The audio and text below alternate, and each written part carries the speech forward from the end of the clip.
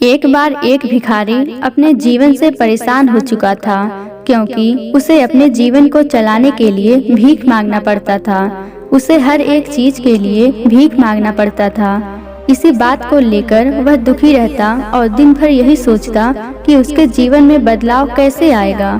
यह सोचकर वह निराश हो जाता। वह हर दिन देखता कि बहुत सारे निराश लोग आंखों में आंसू लिए और विभिन्न चिंताओं से परेशान हो गौतम बुद्ध की तरफ जाते हैं और वापस लौटते समय बहुत खुश होते थे। वह भिखारी यह नहीं समझ पा रहा था कि गौतम बुद्ध उनके साथ ऐसा क्या करते थे कि वे लोग खुश हो जाते थे।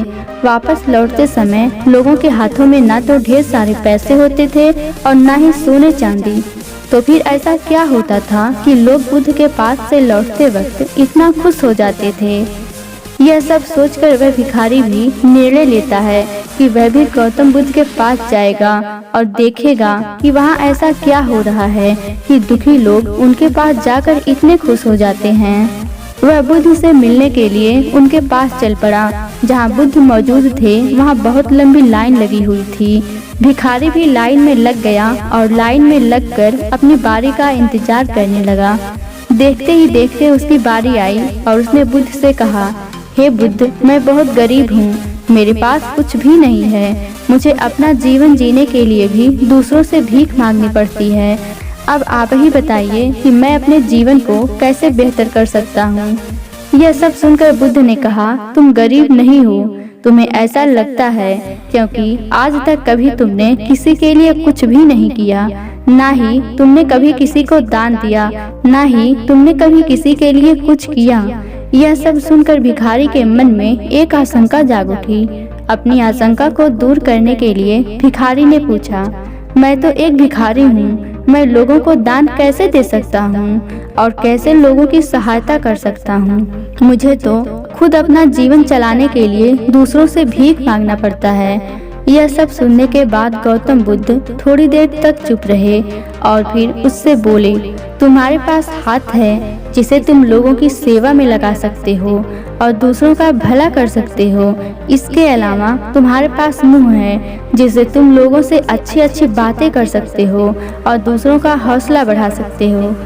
यह सब करके भी तुम दूसरों की सहायता कर सकते हो। जरूरी नहीं है कि दान सिर्फ पैसों से किया जाए। हम चाहे तो हम शिक्षा का दान भी कर सकते हैं, चाहे तो अन्न का भी दान कर सकते हैं। ऊपर वाले ने अगर किसी को पूर्णतः अच्छा शरीर दिया है तो वह गरीब नहीं है, बस उसका दिमाग गरीब है। उसे इस विचार से हटकर दूसरों की सेवा में लगना चाहिए।